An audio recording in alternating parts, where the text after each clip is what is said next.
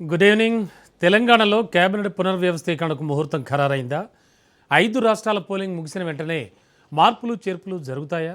June 2 లోపు పూర్తిస్థాయి మంత్రివర్గం కొలువుదీరుతుందా? వచ్చే 2 ఏళ్ల పాటు కొనసాగే మంత్రులెవరు?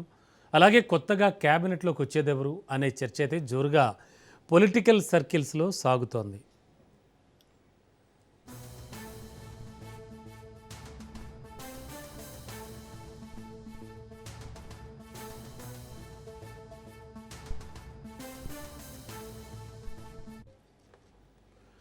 తెలంగాణలో మళ్లీ కేబినెట్ విస్తరణ అంశం హీటెక్కిస్తోంది. మంత్రి పదవుల భర్తీ క్లైమాక్స్కు చేరుకుంది. ఖాళీగా ఉన్న మంత్రి పదవుల్ని భర్తీ చేయడానికి గ్రీన్ సిగ్నల్ ఇచ్చింది కాంగ్రెస్ హైకమాండ్. దీంతో అందరి దృష్టి మంత్రివర్గ విస్తరణపై పడింది. గాంధీ భవన్కు వచ్చిపోతున్న నేతలు ఆశావాహుల హడావుడి చూస్తుంటే నిజమే అనిపిస్తోంది. తెలంగాణ రాష్ట్ర ఆవిర్భావ దినోత్సవంలో ఆ లోపే కేబినెట్ విస్తరణ జరుగుతుందని హస్తం లీడర్లు గుసగుసలాడుకుంటున్నారు.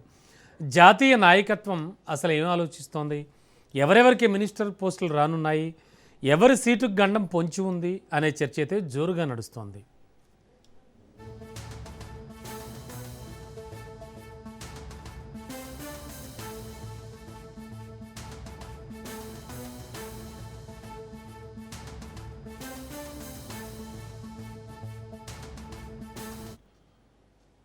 ఇక 5 రాష్ట్రాల ఎన్నికల ఫలితాల తర్వాత తెలంగాణపై కాంగ్రెస్ అధిష్టానం దృష్టి పెట్టే అవకాశం ఉంది.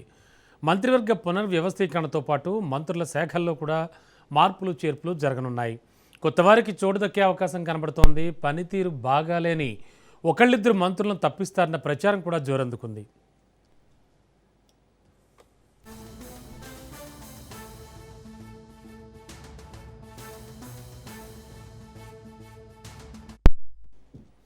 అభివృద్ధి సంక్షేమ కార్యక్రమాలను దూకుడుగా ముందుకు తీసుకెళ్లే విషయంలో కేబినెట్ పాత్ర కీలకమే. చూస్తుండగానే 2.5 ఏళ్లు గడిచిపోయాయి. వచ్చే అసెంబ్లీ ఎన్నికలకు 2.5 ఏళ్ల సమయం ఉంది. దీంతో స్ట్రాంగ్ టీమును తయారు చేసుకుంటున్నారు సీఎం రేవంత్ రెడ్డి. ప్రతిపక్షాలకు ధీటుగా కౌంటర్ ఇచ్చే నేతల్ని మంత్రివర్గంలోకి తీసుకునేందుకు అడుగులు వేస్తున్నారు. ప్రక్షాళన తర్వాత ఏర్పాటు కానున్న మంత్రివర్గం ఎన్నికల వరకు కొనసాగనుంది.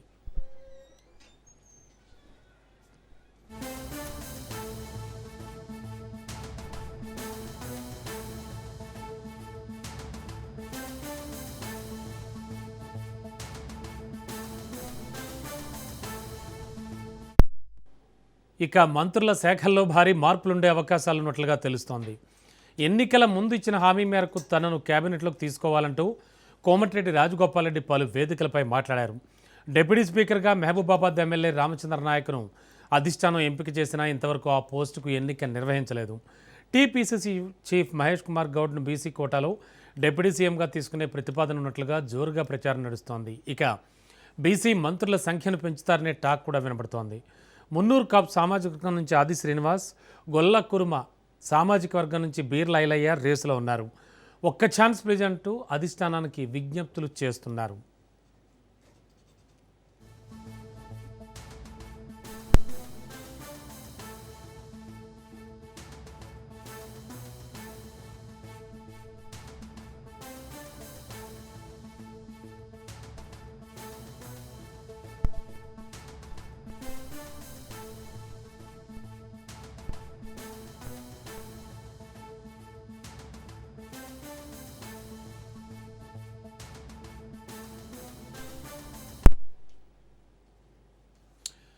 ఓవరాల్గా చూస్తే మంత్రుల శాఖల్లో కూడా భారీ మార్పులు కనబడే అవకాశాలు ఉన్నట్టుగా తెలుస్తోంది.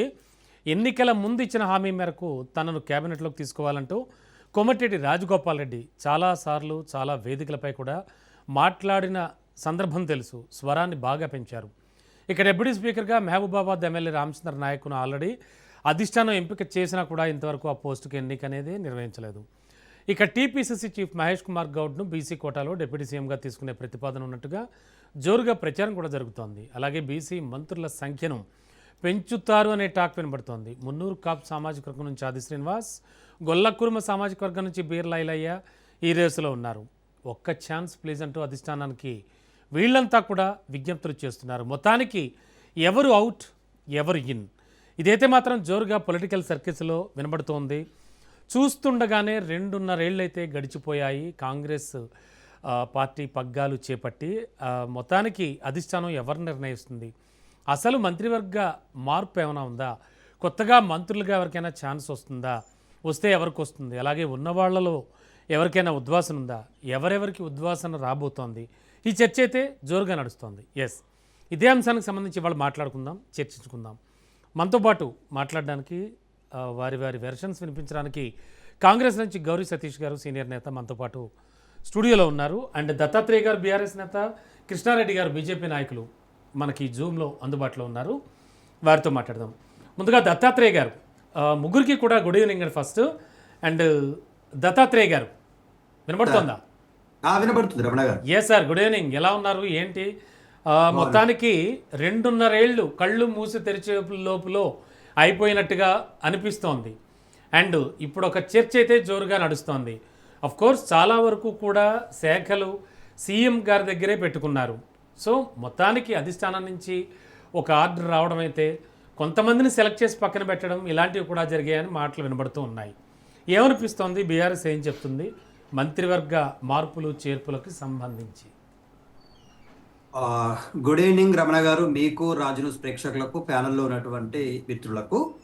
తెలంగాణ రాష్ట్రంలో మంత్రివర్గ విస్తరణ అనేటువంటిది చాలా రోజుల నుంచి జరుగుతున్నటువంటి చర్చ. ముఖ్యంగా కొంతమంది మంత్రుల మధ్య సయోధ్య లేకపోవడం, కొంతమంది మంత్రుల యొక్క శాఖల్లో జరిగినటువంటి అవినీతి ఆరోపణలు కావచ్చు, కొంతమంది మంత్రులు ముఖ్యంగా మంత్రుల యొక్క కూతుర్లు సైతం తెలంగాణ రాష్ట్ర ముఖ్యమంత్రి పైన అభియోగాలు మోపిన సందర్భాలు మనం చూసినాం. గన్ కల్చర్, ఒక మంత్రి గారి ఓఎస్డి అని చెప్పుకున్నటువంటి వ్యక్తే తన సిమెంట్ ఫ్యాక్టరీ యజమానుల తలల పైన గన్ను పెట్టి మా వాటా మాకిస్తారా సస్తారా అనేటువంటి పరిస్థితికి వచ్చినటువంటి సందర్భాలు చూసినాం.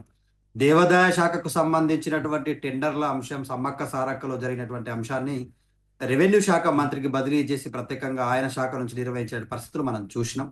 సో ఇట్లా తెలంగాణ రాష్ట్రంలో మైనారిటీ మంత్రికి జూబ్లీహిల్స్ ఎన్నికల్లో మైనార్టీలు గుర్తుకొచ్చి మైనార్టీలకు మంత్రిత్వ శాఖనిచ్చి పాపం ఆయన ఇప్పుడు మరి ఎమ్మెల్సీగా ఉన్నట్ట లేనట్ట, ఎన్ని రోజులు ఎమ్మెల్సీగా కొనసాగుతాడో, ఎన్ని రోజులు మంత్రిగా ఉంటాడో, అజరుద్దీన్ గారి మంత్రివర్గం పైన కూడా, ఆయన యొక్క మంత్రిత్వ శాఖ పైన కూడా పాపం ఊహాగానాలు చాలా పెద్ద ఎత్తున వినిపిస్తా ఉన్నాయి. ఆయన 6 నెలల కాలం అలసిపోతే ఆయన మంత్రిగా ఉష్క అవుతాడని చెప్పేసి అంటా ఉన్నారు. అట్లాగే ఒక మంత్రి తెలంగాణ రాష్ట్రంలో పాపం తను ఎప్పుడు మాట్లాడినా కూడా ఆయన మాటలకు విశ్వసనీయత లేదు. అన్నా తమ్ముళ్ళ మధ్య నల్గొండ జిల్లాకు సంబంధించిన కోమటిరెడ్డి వెంకటరెడ్డి, కోమటిరెడ్డి రాజగోపాల్ రెడ్డి మధ్య ఒక ప్రధానమైనటువంటి చర్చ జరుగుతుంది. నేనంటే నేను అన్నట్టుగా జరుగుతూ ఉంది. మరి ఎవరిని తీసి ఎవరిని పెడతారో తెలియదు. అయితే తెలంగాణ రాష్ట్రంలో రేవంత్ రెడ్డి గారు ముఖ్యమంత్రి అయిన తర్వాత అన్ని శాఖలకు నేనే మంత్రి అన్నట్టుగా తను వ్యవహరిస్తా ఉన్నాడు. ఏ మంత్రికి కూడా ఫ్రీడమ్ లేకుండా ఉన్నదనేటువంటి అర్థమైంది. ఎందుకంటా ఉన్నామంటే ఈ తెలంగాణ రాష్ట్రంలో హోంమంత్రి తనే ఉన్నాడు, పట్టణాభివృద్ధి శాఖ మంత్రి తనే ఉన్నాడు, విద్యాశాఖ మంత్రి తనే ఉన్నాడు, ముఖ్యమంత్రిగా తనే కొనసాగుతున్నాడు. ఈ 4 శాఖలకు నేనే మంత్రిని కాబట్టి 4 ప్రధానమైనటువంటి శాఖలు, మళ్ళీ ఈ ప్రధానమైన శాఖలలో జరుగుతున్నటువంటి విషయాలపైన ఇప్పటి వరకు సమీక్షలు లేవు. గురుకులాల్లో చదువుతున్న విద్యార్థులు వందలాది మంది చనిపోతే సమీక్షలు లేవు. హోంమంత్రిగా తెలంగాణ రాష్ట్రంలో జరుగుతున్నటువంటి కిడ్నాపులు కానీ, ఆడపిల్లలపైన దాడులు కానీ, తర్వాత డ్రగ్ మాఫియా కానీ, వీటిపైన కూడా సమీక్షలు లేవు. ఇప్పటి వరకు ఆయన ముఖ్యమంత్రి అయిన తర్వాత 26% క్రైమ్ రేటు పెరిగింది అనేటువంటిది నేను మీరు మాట్లాడుకుంది కాదు, నేషనల్ క్రైమ్ బ్యూరో రికార్డ్స్ స్పష్టం చేసి. సో ఇట్లా ఈ అంశాలని పక్కన పెడితే ఫస్ట్ ప్రజలకు ఇచ్చిన 6 గ్యారెంటీలు పక్కకు పోయినాయి. ఇక సామాజిక సమీకరణల పేరు మీద మేము బీసీలని 42% రిజర్వేషన్లు ఇచ్చి వాళ్ళకు విద్యా ఉద్యోగాల్లో రిజర్వేషన్లు ఇస్తాం, రాజకీయ రిజర్వేషన్లు ఇస్తామని అది పక్కకు పెట్టారు. పోనీ ఎంబీసీలకు మేము ప్రత్యేకమైన మంత్రిత్వ శాఖ ఇస్తామన్నారు. ఎంబీసీ మంత్రిత్వ శాఖ ఊసు లేదు, పొలుకు లేదు, పలుకు లేదు. సో ఇవన్నిటిని ఎక్కడికక్కడ అన్ని పెండింగ్ లో పెట్టేసి ఇప్పుడు మళ్ళా కొత్త రాగం ఎత్తుకున్నారు. ఆ కొత్త రాగం ఏంటంటే, ఇవాళ ఆదిలాబాద్ జిల్లాలో పాపం ప్రేమ్ సాగర్ రావు అసలు కాంగ్రెస్ నాయకుడు చాలా కష్టపడితే ఆయన జిల్లా మొత్తం తిరిగి అక్కడ అంతో ఇంతో కాంగ్రెస్ పార్టీని బలపరచండి, గెలిపించండి. కానీ ఒక ప్రత్యేకమైనటువంటి సందర్భంలో వివేక్ గారు రావడం వల్ల ఆయనకు రావాల్సిన మంత్రి పదవి వివేక్ గారికి పోయింది. వాళ్ళ కొడుకు ఎంపీ పదవి వచ్చింది, అలా బ్రదర్కి, ఇంకొక బ్రదర్కి ఎమ్మెల్యే పదవి వచ్చింది. నేడాల భార్య కూడా ఎమ్మెల్సీ రేసులో ఉంది అనేటువంటి టాక్ వినిపిస్తాం. సో ఒక న్యూస్ ఛానల్ యజమానికి సంబంధించినటువంటి కుటుంబానికి ఇన్ని పదవులు ఇస్తే మరి మా పరిస్థితి, మేము పార్టీని నమ్ముకొని పార్టీని కాపాడుకున్నాం కదని ప్రేమ్ సాగర్ రావు గారు అక్కడ ఆదిలాబాద్ జిల్లాకు, ఉత్తర తెలంగాణ మొత్తానికి మంత్రివర్గ విస్తీర్ణలో అసలు సవితి తల్లి ప్రేమను చూపిస్తున్నారు అనేటువంటి టాక్ వాస్తవం. అది ఉమ్మడి ఆదిలాబాద్ జిల్లాకు మంత్రిగా కొనసాగేటువంటి పరిస్థితుల్లో ప్రేమ్ సాగర్ రావు లాంటి వ్యక్తికి అన్యాయం జరిగింది అనేది వాళ్ళ వర్షన్. అయితే ఇప్పుడు ప్రస్తుతమైనటువంటి పరిస్థితుల్లో ఏముందంటే సామాజిక సంస్కరణ సంగతి పక్కన పెడితే ముఖ్యంగా గిరిజనుల్లో ఎస్పెషల్లీ లంబాడా వర్సెస్ ఆదివాసీ అయినటువంటి వాళ్ళ వర్గాల మధ్య పోరు జరుగుతూ ఉంటే మా గిరిజనులకు మంత్రి పదవి ఏది అని చెప్పి అడుగుతా ఉన్నారు. ముఖ్యంగా ఈ తెలంగాణ రాష్ట్రంలో భూములు గుంజుకుంటా ఉన్నారు. అందులో అసైన్డ్ భూములు ఎక్కువగా గిరిజనులు గుంజుకుంటా ఉన్నారు. మంత్రి పదవులు మాకు అన్యాయమే జరిగింది, మా భూముల్లో మాకు అన్యాయమే జరుగుతూ ఉంది. ఈ తెలంగాణ రాష్ట్రంలో కాంగ్రెస్ పార్టీ అధికారంలోకి వచ్చిన తర్వాత ఈ వర్గాలకు చేసింది ఏం లేదు తప్ప ఉల్టా వాళ్ళ భూములు లాక్కుంటారు అనేటువంటి ఓకే చర్చ. ఓకే మొత్తానికి మంత్రివర్గ కూర్పు అంటే కొత్తగా మంత్రులయ్యే ఛాన్స్ చాలా మందికి ఉంది. ఎవరు అవుట్ ఎవరు ఇన్ అనేటువంటి చర్చ అయితే రాజకీయ వర్గాల్లో జోరుగా సాగుతోంది. దీనికి సంబంధించి మనం ఇవాళ చర్చని కొనసాగిస్తూ ఉన్నాం. గౌరీ సతీష్ గారు కాంగ్రెస్ సీనియర్ నేత అండ్ కృష్ణారెడ్డి గారు బీజేపీ సీనియర్ నాయకులు, దత్తాత్రేయ గారు బీఆర్ఎస్ నేత, వారితో మాట్లాడుతున్నాం. సార్ కృష్ణారెడ్డి గారు, ఏమనిపిస్తోంది ఓవరాల్గా చూస్తే కనుక ఖచ్చితంగా కొంతమందికి అయితే అవకాశం ఉంది అనేటువంటి టాక్ అయితే నడుస్తోంది మంత్రులుగా. అండ్ మరోవర్ లిస్టులో కూడా కోమటిరెడ్డి రాజగోపాల్ రెడ్డి గారు కావచ్చు, ఆది శ్రీనివాస్ గారు కావచ్చు, బీర్ల ఐలయ్య గారు కావచ్చు, ఇలా వీళ్ళ పేర్లన్నీ వినబడుతూ ఉన్నాయి. ఏం చెప్తుంది బీజేపీ? ఎలా అనిపిస్తోంది మీకు? సార్, ముందుగా మీకు రాజ్ న్యూస్ ప్రేక్షకులకు అలాగే ఈ చర్చా వేదికలో పాల్గొంటున్న వివిధ పార్టీల నాయకులందరికీ శుభ సాయంత్రం తెలియజేసుకుంటూ, ముఖ్యంగా ఏంటంటే తెలంగాణలో ఏంటంటే 18 మంది ఉండాల్సిన మంత్రుల దగ్గర 16 మంది మంత్రులు ఉన్నారు. ఇంకా 2 కావలసిన ఉండంగా కూడా ముఖ్యమంత్రి ఏంటంటే ప్రభుత్వం మీద పట్టు సాధించట్లేదు, అలాగే పాలన మీద పట్టు సాధించట్లేదు, అలాగే ఏదైతే మంత్రుల మీద అసలు ఆధిపత్యమే లేదు. ఎక్కడన్నా ముఖ్యమంత్రి వెళ్తే ముఖ్యమంత్రితో పాటు ఒక 4-5 అన్న మంత్రులు వెళ్తారు. దానికి సంబంధించిన కొన్ని డిస్కషన్స్ ఉన్నా మాట్లాడుతుంటారు. కానీ ఈ యొక్క ముఖ్యమంత్రికి ఎవరు కూడా కనబడట్లేదు. ఎందుకంటే ముఖ్యమంత్రి మీద విశ్వాసం లేదా, లేదంటే వాళ్ళు కాంగ్రెస్ లో ఇంతకంటే ముందు ఉన్నారు కాబట్టి ఈయనను లెక్క చేయట్లేదా? ఎక్కడ చూసినా ముఖ్యమంత్రి ఒంటరిగా పోయినట్టు, ఒంటరి పోరాటం చేస్తున్నట్టే ఉంది కానీ ప్రభుత్వంలో పట్టు లేదు. ఈ యొక్క 5 రాష్ట్రాల ఎన్నికల తర్వాత తెలంగాణలో చాలా క్యాబినెట్ విస్తరణే కాదు, సీఎం పదవికి కూడా ఎసరు వస్తుంది అనేది కూడా కొన్ని అనధికార సమాచారాలు బయటకు వస్తున్నాయి. మరి అది ఎంతవరకు వస్తుంది, ఏం జరుగుతుంది అనేది రాబోయే రోజులలో చూడాలి. ఎందుకంటే తెలంగాణలో పాలన అనేది అయితే కరెక్ట్ గా లేదు. ముఖ్యమంత్రి ఇన్ని శాఖలు పెట్టుకున్నాక కూడా ఏ ఒక్క శాఖ మీద కూడా ఈ రోజు వరకు సమీక్షలు చేసినట్టు కానీ, దాని మీద ఏమన్నా రివ్యూలు చేసినట్టు కానీ, ఆ యొక్క శాఖల అభివృద్ధి గురించి ముఖ్యమంత్రి మాట్లాడినట్టు ఎక్కడా కనబడతలేదు. ఎందుకంటే ఒక అధికారం ఉంటే చాలు, ఒక ముఖ్యమంత్రి నాకు కొన్ని శాఖలు ఉండాలి, ఢిల్లీకి మూటలు మొయ్యాలంటే ఆ శాఖలు నా దగ్గర ఉండాలి, బెదిరించుకొని డబ్బులు వసూలు చేయాలి, హైడ్రా పేరు మీదనో ఇంకే ఏ ఇతరతర దాని మీద బెదిరించుకోవాలి, ఢిల్లీకి మూటలు పోవాలనే అంశంలోనే ఉన్నారు తప్ప తెలంగాణ సమాజం గురించి ఏం మాట్లాడుతున్నట్టు లేదు. మరీ ముఖ్యంగా హైడ్రా విషయంలో ఇప్పుడు జరిగిన లా అండ్ ఆర్డర్ ఇష్యూ కానీ ఓల్డ్ సిటీలో జరిగింది. మరి మన కొన్ని హిందువులు ఉండే ప్రాంతాలకి వెళ్ళి దాడులు చేసే ఏ ఒక్క నాయకుడు అడ్డుకోకుండా సరే పాలన చేస్తా అంటున్నాడు. ఏదో హైడ్రా ద్వారా కొన్ని అక్రమాలను, అవినీతి అంటే ఆక్రమణలను ముందుకు తీసుకొస్తానంటున్నాడు, ప్రజా ఆస్తులను కాపాడుతా అంటే సరే అని అన్ని పార్టీలు ఇనిషియల్ గా అందరూ వ్యతిరేకించినా గానీ సరే తరువాత కొన్ని కంటిన్యూయేషన్ ప్రాసెస్ ఉన్నప్పుడు అందరం సహకరిస్తామని సహకరిస్తున్నారు. అంటే కృష్ణారెడ్డి గారు ఆల్రెడీ ఎగ్జిస్టింగ్ మంత్రులు ఎవరైతే ఉన్నారో వారి శాఖల్లో కూడా చాలా మార్పులు జరిగే అవకాశాలు ఉన్నాయని ఒక టాక్ నడుస్తోంది. దానిపై ఏం చెప్తారు? సార్, అదే విషయం ఇప్పుడు జరగాల్సినది. ఇప్పుడు బయటకి చర్చ రావడానికే ముఖ్య కారణం ఏంటంటే ముఖ్యమంత్రికి వాళ్ళ మీద పట్టు లేదు. ముఖ్యమంత్రి ఇప్పటికీ కూడా పాలన మీద ముఖ్యమంత్రి ముద్ర పడట్లేదు. అంటే ఆయన అనుకూలమైన టీమును పెట్టుకోవాలి ఇప్పుడు, లేదా ముఖ్యమంత్రి పదవే మారాలి. ఈ 2 అంశాలలో జోరుగా జరిగితే చూడండి సార్ మీరు. ముఖ్యంగా ఏంటంటే ఆయన అనుచరులు అనేటోళ్ళు ఎవరు లేరు ఇప్పుడున్న ముఖ్యమంత్రి అంటే మంత్రులల్లా. మొన్న ఒక 4 తీసుకున్నాడు కానీ వాళ్ళు అంటే పార్టీ మీద పట్టున్నోళ్ళు కాదు, కాన్స్టిట్యున్సీలో పట్టున్నోళ్ళు గారు, జిల్లా నాయకత్వం మీద కూడా పట్టున్న మంత్రులు కాదు. ఏదో కాంగ్రెస్ ఓట్ల గురించి ఇచ్చారు. కాంగ్రెస్ వెర్షన్ కూడా తీసుకుందాం. సతీష్ గారు ఏం చెప్తారు? Already BRS version, BJP version విన్నాం మనం. అండ్ మోర్ ఓవర్ ఇప్పుడున్న వాళ్ళు కూడా ఆల్రెడీ చాలామంది శాఖల మార్పు కూడా ఉంది, కొంతమంది అవుట్ అని కూడా అంటున్నారు. ఏమనిపిస్తుంది? కాంగ్రెస్ ఏం ఆలోచిస్తోంది? అంటే అధిష్టానం చెప్పినట్టుగా ఖచ్చితంగా చేయాల్సి ఉంటుంది. మరి ఈ నేపథ్యంలో ఏం జరగబోతోంది?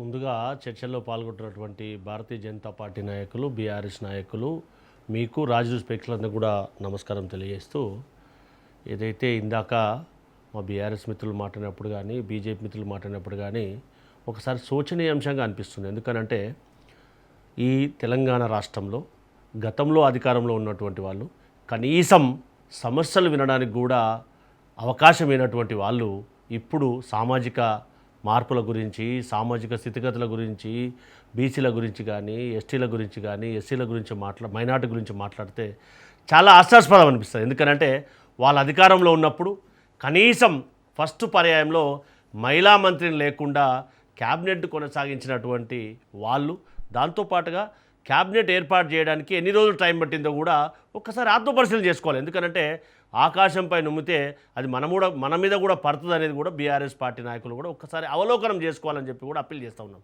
దాంతోపాటుగా తెలంగాణ రాష్ట్రంలో గౌరవ ముఖ్యమంత్రి గారు ఎక్కడికి వెళ్ళినా మంత్రులు సహకరించట్లేదంటే ఇంతకంటే సత్యదూరమైనటువంటి మాటలు ఏవి ఉండయి అనేది కూడా ఆలోచన చేయాలి. ఎందుకంటే ఒక జిల్లాకు గౌరవ ముఖ్యమంత్రి గారు వెళ్ళినప్పుడు ఆ జిల్లా శాఖ మంత్రి, ఆ జిల్లా నుంచి ప్రాతినిధ్యం వహిస్తున్నటువంటి మంత్రులు కానీ, ఆ జిల్లా ఇన్ఛార్జ్ మంత్రి కానీ వెళ్ళి ఆ ఇష్యూస్ పట్ల ఆ డయాస్ను షేర్ చేసుకొని ఆ యొక్క విషయాన్ని ప్రస్తావించడానికి అవకాశం ఉంటుంది అనేది కూడా ఒకసారి గుర్తుపెట్టుకోవాలి. దాంతోపాటు ముఖ్యమంత్రి గారి దగ్గర ఉన్నటువంటి శాఖలు ఏవైతే ఉన్నాయో రేషియో ప్రకారము 18 మంది మంత్రులు ఉండవలసినటువంటి 16 మంది ఉన్నారు. కానీ సామాజిక సమీకరణాల దృష్ట్యా, ఆయా జిల్లాలకు ఇవ్వవలసినటువంటి ప్రాధాన్యత దృష్ట్యా అన్ని జిల్లాలకు సమానమైనటువంటి అవకాశాన్ని కల్పించాలనే ఉద్దేశంతో 2 క్యాబినెట్ బోర్తులు గౌరవ ముఖ్యమంత్రి గారి దగ్గర ఉన్నప్పటికీ కూడా వాటన్నిటిని కూడా వారు 18 గంటలు పనిచేస్తున్నటువంటి పరిస్థితి గౌరవ ముఖ్యమంత్రి గారు రేవంత్ రెడ్డి గారు. ఎందుకనంటే విద్యాశాఖ వారి దగ్గర ఉంది. ఇప్పటి వరకు 28 సార్లు రివ్యూ చేసినటువంటి పరిస్థితి. ఎందుకంటే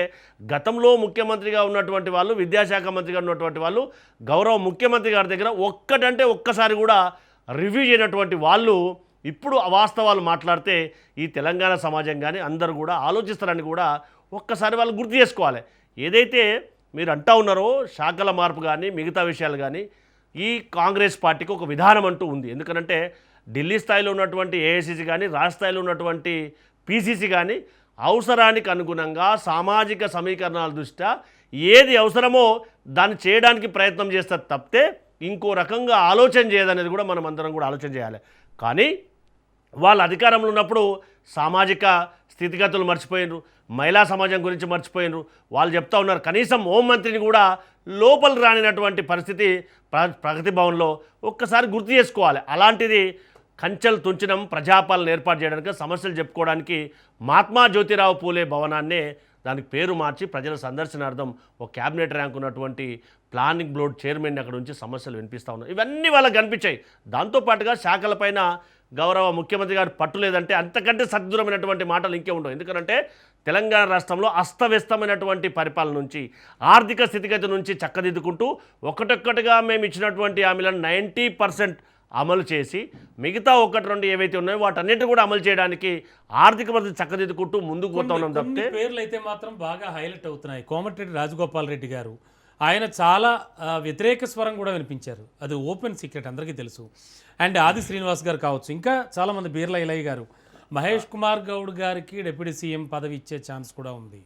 ఇవన్నీ ఎంతవరకు నిజాలయ్యే ఛాన్స్ ఉంది? ఫర్ యువర్ కైండ్ ఇన్ఫర్మేషన్, గౌరవ ఆది శ్రీనివాస్ గారు కానీ, గౌరవ బీర్లా ఇలయ్య గారు కానీ, గౌరవ పిసిసి అధ్యక్షులు మహేష్ కుమార్ గౌడ్ గారు కానీ ఎక్కడ కూడా ఏఐసిసి ఆదేశానుసారం పిసిసి సమన్వయంతో పనిచేస్తున్నటువంటి పరిస్థితి. గౌరవ మునుగోడు ఎమ్మెల్యే రాజగోపాల్ రెడ్డి గారు నాకు మాట ఇచ్చారు, నా యొక్క మాట నిలబెట్టుకోండి అని చెప్పినటువంటి మాట వాస్తవం. కానీ కాంగ్రెస్ పార్టీ అనేది ప్రజాస్వామ్యానికి మచ్చుతునుక. ఎందుకనంటే ప్రజాస్వామ్యం అతిగా ఉన్నటువంటి పార్టీ, సమస్యలు చెప్పుకోవడానికి కానీ ఏదైనా కానీ చెప్పుకునే అవకాశం ఉన్నటువంటి పార్టీగా మన అందరికీ కూడా తెలుసు. వాళ్ళు మోనార్కిజం. ప్రజాస్వామ్యం అంటే ప్రజల యొక్క అభిమతం మేరకు నడిచే పరిపాలన మన అందరికీ కూడా తెలుసు. నేను ఆదేశిస్తా మీరు శిరసా వహించాలనే విధానాన్ని కాకుండా సమస్యలు చెప్పుకోవడానికి, ప్రాతినిధ్యం వహించుకోవడానికి అవకాశం కల్పించండి అని చెప్పడానికి అవకాశం ఉన్న పార్టీ కాంగ్రెస్ పార్టీ అనేది మర్చిపోయి మాట్లాడితే సభ్య సమాజం అంతా కూడా చూస్తుందనేది కూడా మనం అందరం కూడా ఆలోచన చేయాలి. అందులో భాగంగానే మాకు ఇచ్చినటువంటి మాటను నిలబెట్టుకోండి అని చెప్పి అప్పీల్ చేశారు తప్పితే ఎక్కడ కూడా ధిక్కార స్వరం వినిపించలేదని కూడా గుర్తు చేసుకోవాలి. దాంతోపాటుగా వాళ్ళ అధికారం ఉన్నప్పుడు ఈ మోనార్కిజం ఎక్కడ కూడా ప్రజలు సమస్యలు చెప్పుకోవడానికి కానీ ఏదైతే మనం మర్చుకోక తునుక ఆర్టీసీ ఎంప్లాయీస్ ఎంతమంది చనిపోయారో ప్రత్యక్షంగా చూసాం. ఆ సంఘాన్ని నిర్వీర్యం చేసి తెలంగాణ రాష్ట్రంలో ఆర్టీసీని ఎంత ఇబ్బందుల పాలు చేశారో ఆ కార్పొరేషన్కు ఉన్నటువంటి నిధులను కూడా వాడుకున్నటువంటి చరిత్ర ఎవరిదో ఈ సమాజానికి అంత బాగా తెలుసు. ముఖ్యంగా మరి తెలంగాణ సమాజం 2.5 years అయిపోయింది. కనీసం ఈ 2.5 years అయినా ఆశావహులు కావచ్చు, ఇప్పుడు పైకి వస్తున్న తెరపైకి వస్తున్న పేర్లు కావచ్చు, ఏమైనా ఛాన్సెస్ వచ్చే అవకాశం ఉందా? ఏది ఏమైనా ఏఐసిసి సూచన మేరకు పిసిసి సమన్వయంతో గౌరవ ముఖ్యమంత్రి గారు, ఉప ముఖ్యమంత్రి గారు, మిగతా సీనియర్లు అందరితో కలుపుకొని ఏది చేస్తే బాగుంటుందో ఆ రకంగా చేయడానికి అవకాశం ఉంటుంది తప్పితే మనం అనుకున్నట్టుగా వీరిని మారుస్తున్నారు వీళ్ళు చేస్తున్నారు అనేది సమంజసం కాదని కూడా మనం వాస్తవాల పరిస్థితి చెప్పాలి. దత్తాత్రేయ గారు, ఓవరాల్గా ఇప్పుడు ఒక బీసీ నినాదం అనేది చాలా చాలా కీలకమైపోయింది, చాలా వివాదాస్పదం కూడా అయిపోతుంది మనకు తెలుసు. సో ఈ నేపథ్యంలో ఖచ్చితంగా బీసీ సామాజిక వర్గానికి పెద్దపీట వేస్తూ కొన్ని నిర్ణయాలు తీసుకుంటుందా సదరు అధిష్టానం అనేది కూడా ఎక్కువగా వినబడుతోంది. ఏమంటుంది బీఆర్ఎస్? కాంగ్రెస్ పార్టీ ప్రతినిధులు గౌరీ సతీష్ గారు మాట్లాడుతూ తెలంగాణ రాష్ట్రంలో రేవంత్ రెడ్డి ప్రభుత్వం 2.5 సంవత్సరాల్లో 90% పైగా హామీలు నెరవేర్చిందట. అతిపెద్ద సామాజిక వర్గమైన బీసీలకు 42% రిజర్వేషన్లు ఇస్తామని చెప్పి కామారెడ్డి సాక్షిగా ఆ కామారెడ్డి డిక్లరేషన్ తగలబెట్టే పరిస్థితి తీసుకొచ్చారు. కామారెడ్డిలో తగలబెట్టిన బీసీ డిక్లరేషన్ ఆ కాంగ్రెస్ పార్టీని కూడా తరిమి కొట్టే పరిస్థితి తీసుకొచ్చుకున్నటువంటి చరిత్ర వాళ్ళది. ఇవాళ మీరు చెప్పండి రమణ గారు, 42% రిజర్వేషన్ ఇవ్వకపోవడం వల్ల ఇవాళ బీసీలు 23,000 పైచులకు సర్పంచులు, ఎంపీటీసీలు, జెడ్పీటీసీలు అయ్యేటువంటి అవకాశాన్ని కోల్పోయారు, కౌన్సిలర్ అయ్యేటువంటి అవకాశం కోల్పోయారు. పోనీ మీకు చేతగానప్పుడు కేవలం బీసీల ఓట్లు కావాలా, బీసీల మాటలో మేము తూట్లు పొడిచి మోసం చేస్తామనేటువంటి సిద్ధాంతంతో పనిచేసి బీసీల ఓట్ల భిక్షతోటి ముఖ్యమంత్రి సీట్లో కూర్చున్నటువంటి రేవంత్ రెడ్డి ఒక అడుగు ముందుకేసినటువంటి పిసిసి అధ్యక్షుడు మహేష్ కుమార్ గౌడ్ అయితే ఇక రేవంత్ రెడ్డి కాదు ఇప్పుడు ఈయన రేవంత్ గౌడు, రేవంత్ ముదిరాజు, రేవంత్ రజక అని మాట్లాడారు. ఏమైందా మీ రేవంత్ గౌడు, రేవంత్ ముదిరాజు, రేవంత్ యాదవ్ ఎడవైపు పడుకున్నాడు. ఇప్పుడు ఇవాళ బీసీలకు సమాధానం చెప్పాల్సిన అవసరం ఉంది కదా. మీరు అతిపెద్ద సామాజిక వర్గాన్ని బీసీలను మోసం చేసి మహేష్ కుమార్ గౌడ్ ఇప్పుడు కవర్ చేసుకునేటువంటి ఛాన్స్ ఉంది అనేది వినబడుతోంది.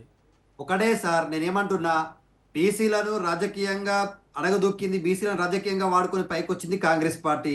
ఇవాళ మహేష్ కుమార్ గౌడ్కు ఒకరికి మంత్రి పదవి ఇచ్చినంత మాత్రాన యావత్ తెలంగాణ రాష్ట్రంలో బీసీలు అందరూ బాగుపడరు అనుకుంటే అది కాంగ్రెస్ పార్టీ పొరపాటుగానే భావించాల్సిన అవసరం ఉంది. అది దుర్మార్గమైనటువంటి చర్య. రెండోది, ఇవాళ వీళ్ళు ఎన్నికల ముందర ఇవాళ అస్సాంలో, కేరళలో ఈ 5 రాష్ట్రాలు ఎన్నికలు అయిపోగానే మంత్రివర్గ విస్తరణ చేస్తాం. ఎందుకు చేస్తారు? మంత్రివర్గ విస్తరణ పైన ఏముందిరా ఆయన, పుణ్యకాలం కాస్త అయిపోయింది కదా. 2.5 సంవత్సరాలు నువ్వు ఒరగదీసింది ఏం లేదు. 99% పైగా కాంగ్రెస్ పార్టీ ఇచ్చినటువంటి హామీలన్నీ పెండింగ్ లోనే ఉన్నాయి. మహిళలకు ఇచ్చినటువంటి 2,500 ఎటు పోయింది, తులం బంగారం ఎటు పోయింది. బీసీలకి ఈసారి ఏమైనా అవకాశాలు ఇచ్చే ఛాన్స్? ఇగో రమణ గారు, మీకుంది బీసీల మీద ప్రేమ, మీ నోటి నుంచి పదే బీసీలకు ఏమైనా లాభం జరుగుతుందా, బీసీలకు ఏమైనా మంత్రివర్గంలో స్థానం పెరుగుతుంది అంటే నేను చెప్తా ఉన్నా, కొండా సురేఖ మేడం మీద కత్తి వేలాడుతుంది. ఒక మహిళ, ఒక బీసీ బిడ్డ, ఆమె మంత్రి పదవిని ఊడదీయాలనేటువంటి ప్రయత్నం జరుగుతా ఉంది. అటు పొంగులేటి శ్రీనివాస్ రెడ్డి గారు, ఇటు ముఖ్యమంత్రి గారు ఇద్దరికి కూడా ఇష్టం లేదు. కృష్ణారెడ్డి గారితో మాట్లాడదాం. ఒక్క సెకండ్ సార్. కృష్ణారెడ్డి గారు, ఓవరాల్గా చూస్తే కనుక అసెంబ్లీ ఎన్నికలకు ఇంకా కరెక్ట్గా సగానికి సగం టైం ఉంది, అంటే 2.5 సంవత్సరాలు ఉంది. మరి ఈ నేపథ్యంలో ఒక స్ట్రాంగ్ టీం తయారు చేసుకునే పనిలో ఉన్న సీఎం రేవంత్ రెడ్డి ఖచ్చితంగా తన యొక్క ప్రభావాన్ని చూపించి కొత్త టీంని ఏమైనా తీసుకునే ఛాన్స్ ఉందంటారా? ఏమనిపిస్తోంది బీజేపీకి? సార్, ఇప్పుడు ఇందాక మనం సురేష్ గారు మాట్లాడింది కానీ ఇదంతా చూసింది ఏంటంటే ఇవన్నిటికంటే ముందు రాజకీయ ఎత్తుగడ్డలు ఎక్కువ నడుస్తున్నాయి సార్. సామాజికంగా వాళ్ళను ఉపయోగించుకుందాము కానీ వాళ్ళకి ఏం లబ్ధి చేయొద్దు. ఇప్పుడు మనకి ఏంటంటే బీసీ రిజర్వేషన్ మీదనే పూర్తి స్థాయిలో మనకు అవగాహన అయిపోయింది. బీసీలను ఎలా దెబ్బ కొట్టాడు రేవంత్ రెడ్డి గారు, ఎలాంటి యాక్టింగ్ చేశాడు అనేది. ఫస్ట్ ఆర్డినెన్స్ తీసుకొచ్చాడు సార్, అది రద్దు చేయకుండానే అసెంబ్లీలో బిల్లు పెట్టాడు. అది ఢిల్లీకి వెళ్ళి డ్రామా చేశాడు. అది కాకుండానే మళ్ళీ అది రద్దు చేయకుండానే మళ్ళీ వెళ్ళి జీవో తీసుకొచ్చేసి ఎలక్షన్స్కి వెళ్తాన్నాడు. అది హైకోర్టుకి వెళ్ళినాక సుప్రీంకోర్టుకి వెళ్ళినా అది చెల్లకుండా అయిపోయింది. అయితే ఆర్డినెన్స్ మీద రద్దు చేసి బిల్ అన్న తయారు చేసేది అంటే బిల్ అన్న అది గవర్నర్ దగ్గర ఆమోదం పొందకుండానే మళ్ళీ జీవో తీసుకొచ్చాడు. ఇవన్నీ ఏంటంటే బీసీలను నమ్మించి గొంతు కోసేయడానికి రేవంత్ రెడ్డి గారు ముందుకు వెళ్తున్నారు అంతే తప్ప ఇక మైనార్టీలను కూడా మోసం చేయడానికి నేను రేవంత్ ఖాన్ అంటాడు. అక్కడ విషయాలన్నిటినీ ప్రజలు తెలంగాణ సమాజం పూర్తిగా చూస్తుంది. ఎన్ని డ్రామాలు వేసినా ఎన్ని యాక్టింగ్లు వేసినా తెలంగాణ సమాజం ముందు ఇవన్నీ ఇలా వేసిన వాళ్ళంతా ఎంత దూరం పోయినరో, ఎలా అధికారం పోయి ఎలా ఇంట్లో కూర్చున్నారో అందరికీ తెలుసు. అంటే ఒక పార్టీని అన్నట్లే నాయకులని అంటున్నా, నాయకులు ఎంతమంది యాక్టింగ్ చేసినా మళ్ళీ ఇంట్లో కూర్చునే పరిస్థితి వస్తుంది. ఇంకొక అంశం ఇందాక సురేష్ గారు చెప్తున్నారు, సామాజిక సమీకరణాల దృష్ట్యా మేము ఇంకా 2 ఇయ్యలేదు. ఎన్నేళ్ళు అయింది అవుతుందంటే ఇంకా సామాజిక సమీకరణలు ఇంకా 5 ఏళ్ల పాలన అయిపోయిన తర్వాత అప్పుడు మీరు మంత్రి పదవులు ఇస్తారా? 2.5 సంవత్సరాలు పూర్తయితే కూడా ఇంకా మీకు సామాజిక సమీకరణలలో మీరు 18 మంత్రి పదవులే ఇయ్యలేకపోతే మీరు 4 కోట్ల 5 కోట్ల జనాభాకు ఎలా న్యాయం చేయగలుగుతారు? కనీసమైన ఒక ఆలోచన చేయాల మనం మాట్లాడేటప్పుడు. ఉన్న మీ 65 మంది ఎమ్మెల్యేలనే సామాజికంగా ఇది చేయలేక మంత్రి పదవులే అంటే కాస్త బీసీల సంఖ్యను పెంచే ఛాన్స్ ఏమైనా కనబడుతోందా? అండ్ సీఎం గారి దగ్గర ఉన్న 4 శాఖలు ఏమీ లేదు సార్. ఇదంతా ఏంటంటే బీసీలను ఫస్ట్ నుంచి ఓటు బ్యాంకుగా మలుచుకోవడానికి కాంగ్రెస్ ఒక ఎత్తుగడ ఇస్తుంది. మీ లాస్ట్ కు వచ్చేసి కొన్ని సామాజిక సమీకరణాలు చెప్తారు, లేదంటే ఇంకెవరి మీదనో ఈ నెపం నెట్టేసి రేవంత్ రెడ్డి గారు తప్పించుకునే ప్రయత్నం చేస్తారు. బీసీలను ఉద్ధరించాలనే ఉద్దేశము రేవంత్ రెడ్డి గారికి ఏ కోశాన లేదు. అది మనము ఆయన ఏదైనా చేస్తాడు అనుకుంటే అది మన భ్రమనే అవుతుంది తప్ప అది తెలంగాణ సమాజానికి ఉపయోగపడదు, బీసీలకు ఉపయోగపడదు అని చెప్పేసి తెలియజేస్తున్నాను సార్. ఓకే అండి, ఓకే సార్. సతీష్ గారు, రమణ గారు, భారతీయ జనతా పార్టీ కానీ బీఆర్ఎస్ కానీ ముఖ్యంగా బీఆర్ఎస్ సమాధానం చెప్పాలి. తెలంగాణ రాష్ట్రంలో కులగన్న జరిగితే కనీసం ప్రతిపక్ష నాయకులుగా ఉన్నటువంటి మాజీ ముఖ్యమంత్రి గారు వారికి ఉన్నటువంటి అనుభవం రీత్యా కానీ ఒక్కనాడైనా అసెంబ్లీలో ఎందుకు బీసీ బిల్లు పైన మాట్లాడలేదు? దాంతోపాటుగా మాజీ మంత్రివర్యులు హరీష్ రావు గారు కులగన్న పేపర్లు ఇచ్చినటువంటి వీళ్ళు బీసీల పట్ల ఏమాత్రం ప్రేమ ఉందో ఒక్కసారి ఆత్మ పరిశీలన చేసుకోవాలి. దాంతోపాటుగా ఆ పార్టీ ప్రెసిడెంట్ ఎవరు, ఆ పార్టీ వర్కింగ్ ప్రెసిడెంట్ ఎవరు, దాంతోపాటుగా సిఎల్పి ఆ బీఆర్ఎల్పి నాయకులు ఎవరో కూడా రాజ్యాధికారం ఇయ్యనటువంటి వాళ్ళు వాళ్ళకు బీసీల గురించి మాట్లాడే నైతిక అర్హత ఎక్కడదండి బీఆర్ఎస్ వాళ్ళకి. దాంతోపాటుగా బీజేపీ గతంలో తెలంగాణ రాష్ట్ర అధ్యక్షులో ఉన్నటువంటి వారు బీసీని తీసుకొచ్చి ఎవరిని అధ్యక్షులుగా చేశారో సమాధానం చెప్పాలి. దాంతోపాటు బీజేఎల్పీ లీడరు వాళ్ళలో ఉన్నటువంటి బీసీలను ఎందుకు చేయలేదు? మాకు ఆ కమిట్మెంట్ ఉంది. ఎందుకనంటే తెలంగాణ రాష్ట్రంలో 42% రిజర్వేషన్ చేయాలంటే 9th షెడ్యూల్లో చేర్చాలి. ఏ విధంగానైతే చేయాలో ఆ విధంగా డెడికేషన్ కమిషన్ వేసి దానికి అనుగుణంగా సర్వే చేసి కేంద్ర ప్రభుత్వానికి పంపితే ఏదైతే బీసీ అని చెప్పుకున్నటువంటి గౌరవ ప్రధానమంత్రి గారు అటువంటి మోడీ గారు ఎందుకు తెలంగాణ రాష్ట్రానికి మన 42% చేయడానికి 9th షెడ్యూల్ ఎందుకు చేర్చడం లేదు? వారికి అనుకూలంగా వస్తే ఈడబ్ల్యూఎస్ రిజర్వేషన్ ఎప్పుడన్నా ఇవ్వగలుగుతారు. ప్రధాన శాఖలు, ప్రధానమైనటువంటి రంగాలు అవి ఇప్పటికైనా బయటకు వచ్చే ఛాన్స్ ఉందా? అంతటి సమర్థులు లేరా కాంగ్రెస్లో? దాంతోపాటుగా నేను చెప్తున్నట్టే కాంగ్రెస్ పార్టీ బీసీల పట్ల కానీ ఎస్సీల పట్ల కానీ ఎస్టీల పట్ల కానీ కమిట్మెంట్తో ఉన్నటువంటి పార్టీ. సమయానుకూలంగా ఎవరికి ఏ విధమైనటువంటి ప్రాధాన్యత ఇవ్వాలో ఖచ్చితంగా ఆ విధంగా మేము ఇచ్చున్నాం, భవిష్యత్తులో కూడా ఇస్తాం తప్పితే వీళ్ళు మాట్లాడుతున్నట్టుగా అధికారంలో ఉన్నప్పుడు కానీ బీఆర్ఎస్ పార్టీ మర్చిపోయారు, చాలా సంతోషం ఇప్పుడైనా గుర్తొచ్చింది వాళ్ళకు. దాంతోపాటుగా భారతీయ జనతా పార్టీ ఏమాత్రం వాళ్ళ కమిట్మెంట్ ఉన్నా తెలంగాణ రాష్ట్రం వాళ్ళకి 8 మంది ఎంపీలను ఇచ్చారు, ప్రజలు 8 మంది ఎమ్మెల్యేలను ఇచ్చారు. ఎందుకు ఒక బీసీని కూడా బీజేపీ నాయకుని చేయలేరు? అధ్యక్షుని ఎందుకు చేయలేకపోయారు? మరి వాళ్ళు రాజ్యాధికారం గురించి బీసీలకు మేము అధికారం ఇస్తాం ఇందాక చెప్పినట్టుగా మోసపూరితంగా ఎవరు బిహేవ్ చేస్తుందో తెలంగాణ ప్రజలందరికీ కూడా బాగా తెలుసు. దాంతోపాటుగా పార్టీలో ఉన్నటువంటి సీనియర్ నాయకులను బీసీలను ఏ విధంగా చేస్తున్నారో కూడా వారి మాటల్లో వారి ఎమ్మెల్యే చెప్పినటువంటి 5 రాష్ట్రాల ఎన్నికలు కంప్లీట్ అయిన వెంటనే ఖచ్చితంగా ప్రక్షాళన అనేది జరుగుతుంది. ఇదైతే బాగా టాక్ నడుస్తుంది. ప్రక్షాళన తథ్యం అంటారా? ఏదైతే సోషల్ మీడియాలో వస్తున్నది కానీ మీడియాలో వస్తున్నది కానీ ప్రాక్టికల్గా ఏఐసిసి నిర్ణయం మేరకు పిసిసి సమన్వయంతో గౌరవ ముఖ్యమంత్రి గారితో గౌరవ ఉప ముఖ్యమంత్రి గారితో సీనియర్ మంత్రులతో చర్చించి ఏ విధంగా చేయవలసిన అవసరం ఉంటే ఆ విధంగా చేయడానికి పార్టీ ఆలోచిస్తుంది తప్పితే వీళ్ళు ఆరోపిస్తున్నట్టుగా అసత్సదూరమైనటువంటి మాటలు, సత్యదూరమైనటువంటి మాటలు మాడుతున్నటువంటి బీఆర్ఎస్ కానీ బీజేపీ మాటలు కూడా Yes, sir. Let it Congress be. Party ఇప్పుడు చూద్దాం. పట్టించుకోదు. ఏదైనా ఎందుకంటే ఢిల్లీ మా ఢిల్లీ కమిట్మెంట్ అధిష్టానం ఉంది, అక్కడి నుంచి మేము వచ్చి చూపిస్తాం. అక్కడి నుంచి వచ్చేటువంటి ప్రతిపాదనలు ఖచ్చితంగా వీరు అంగీకరించాల్సిందే, ఆ ప్రకారంగా నడుచుకోవాల్సిందే. ఎనివే థ్యాంక్ యూ అండి, థ్యాంక్ యూ సో మచ్ స్టూడియోకి వచ్చి మీ అభిప్రాయం తెలియజేసినందుకు. దత్తాత్రేయ గారు, కృష్ణారెడ్డి గారు, thank you so much sir.